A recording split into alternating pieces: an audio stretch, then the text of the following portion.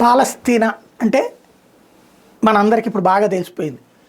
ఇజ్రాయెల్తో యుద్ధం జరుగుతున్నటువంటి place, Hamas అక్కడ నివసించేటటువంటి ప్లేస్. పేరుకి పాలస్తీనా ఒక దేశం, కానీ అక్కడ నడిపేదంతా హమాస్ తీవ్రవాదుల చేతుల్లో ఉంటుందని.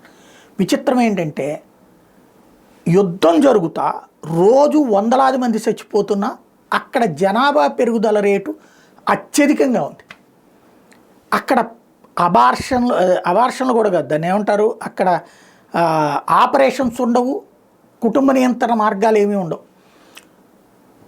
నువ్వు యుద్ధం జరుగుతున్నా సరే లోపలికి భార్యను లేకపోతే నలుగురు భార్యలు ఉంటారు కదా, తీసుకువెళ్ళటం, వాళ్ళకి కడుపులు వస్తూనే ఉంటాయి, బిడ్డల్ని కంటానే ఉంటారు. ఏంటి అంటే ఎంతమంది బిడ్డలు ఉంటే వీళ్ళు పోతే ఇంకొకళ్ళు, వీళ్ళు పోతే ఇంకొకళ్ళు అనేటటువంటి ఒక సిస్టమ్.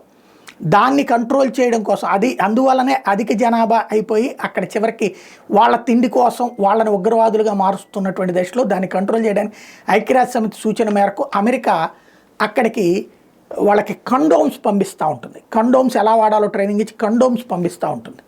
అయితే ఇప్పుడు ట్రంప్ వచ్చాక కండోమ్స్ ఆపేశాడంట.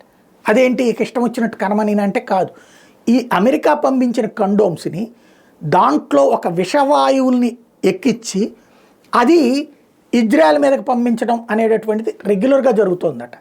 ఈ విషయం ఇజ్రాయెల్ ట్రంప్ నోటీస్కి తీసుకెళ్తే ఇప్పుడు ఆ కండోమ్స్ ఎగుమతిని ఆపేసింది.